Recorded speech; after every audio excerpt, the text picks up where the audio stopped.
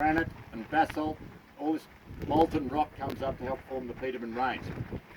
550 million years ago, there's no plant life to hold it all together. It's a much wetter climate, so it massively erodes, rapidly erodes, and a lot of the low-lying areas were filled up like an alluvial fan spewing out at the end of the river.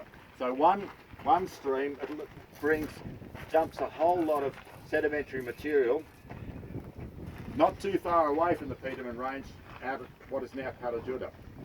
Because that's quite close to the mountain range, the river has the power to bring down big river rubble, big boulders and mud and stuff together, and fills up this low-lying area with this massive area of sediment, which is going to become conglomerate because it's got all these big stones in it.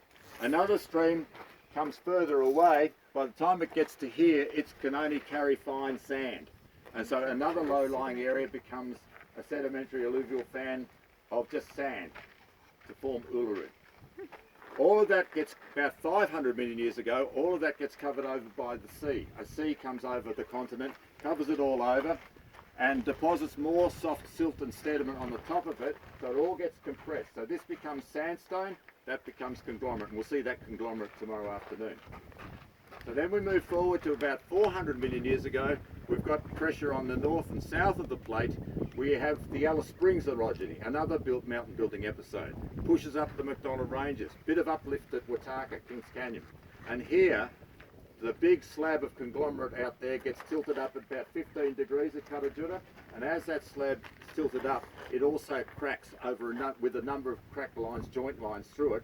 And then with constant weathering, it rounds off to the many domes that make up Karajuda. Here, the sandstone, this big slab of sandstone, one of the basic principles of geology is sedimentary rock should be horizontal unless something else happens to it. So imagine layer upon layer, 50 million years of sediment here.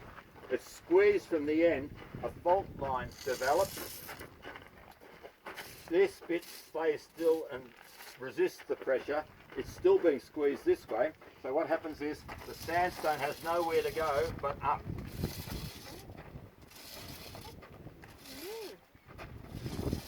And so eventually over time, so what's happened there is what was horizontal is tilted about 85 degrees.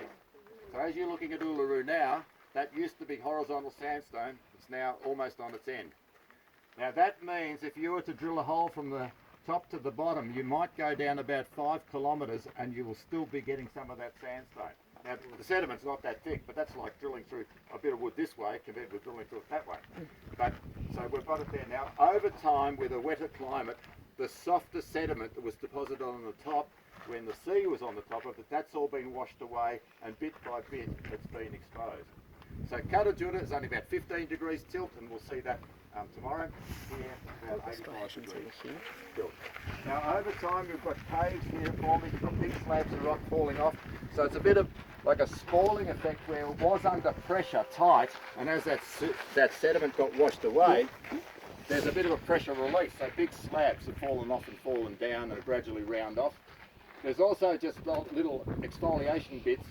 Every so often you'll see a nice little grey patch of rock there, because like at McDonald Ranges, the quartzite, the natural colour of this sandstone is grey. It's like Arcos with a fair bit of felspar in it, so the natural colour is grey, but there's enough iron to make it go rusty on the outside when it gets wet, or the oxygen in the air. So you'll occasionally see a little grey patch there as well.